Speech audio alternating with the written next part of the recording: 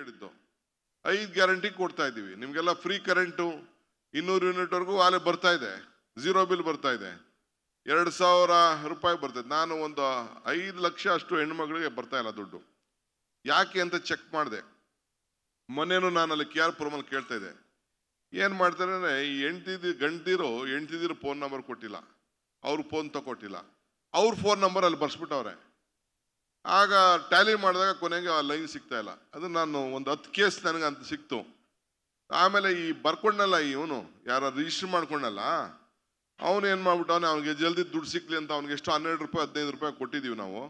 ಯಾರು ರಿಜಿಸ್ಟರ್ ಮಾಡಿಕೊಂಡು ಅವ್ನಿಗೆ ಇದನ್ನ ಸ್ಯಾಂಕ್ಷನ್ ಸರ್ಟಿಫಿಕೇಟು, ಅವನು ಕೊನೆಗೆ ಅವ್ರ ಹತ್ರ ಫೋನ್ ಇಲ್ಲ ಅಂತಂದ್ರೆ ಅವನದೇ ನಂಬರ್ ಬರ್ಕೊಬಿಟ್ಟವನೆ, ಆ ಊರಲ್ಲಿ ಅವನದೇ ನಂಬರ್ ಬರ್ಕೊಬಿಟ್ಟವ್ರೆ.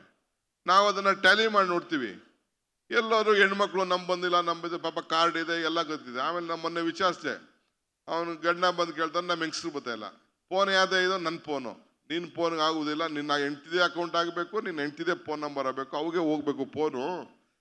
ಫೋನ್ ತಗೊಟ್ಬಿಟ್ಟು ಹೆಂಡ್ತಿಕೆಗೆ ಫೋನ್ ಇಲ್ಲದವರು ನೀನಾರು ಬೇಕಾದ್ರೆ ಉತ್ತರ ಕೊಡು, ಆ ಎಮ್ಮನ ಹೆಸರಲ್ಲೇ ಫೋನ್ ಇರಲಿ ಅಂತ ಹೇಳಿ ಕಳಿಸ್ದೆ. ಸೊ ಹಂಗೆ ಕೆಲವು ಲೋಪದೋಷಗಳಿಂದ ಒಂದು 4-5 ಲಕ್ಷಕ್ಕೆ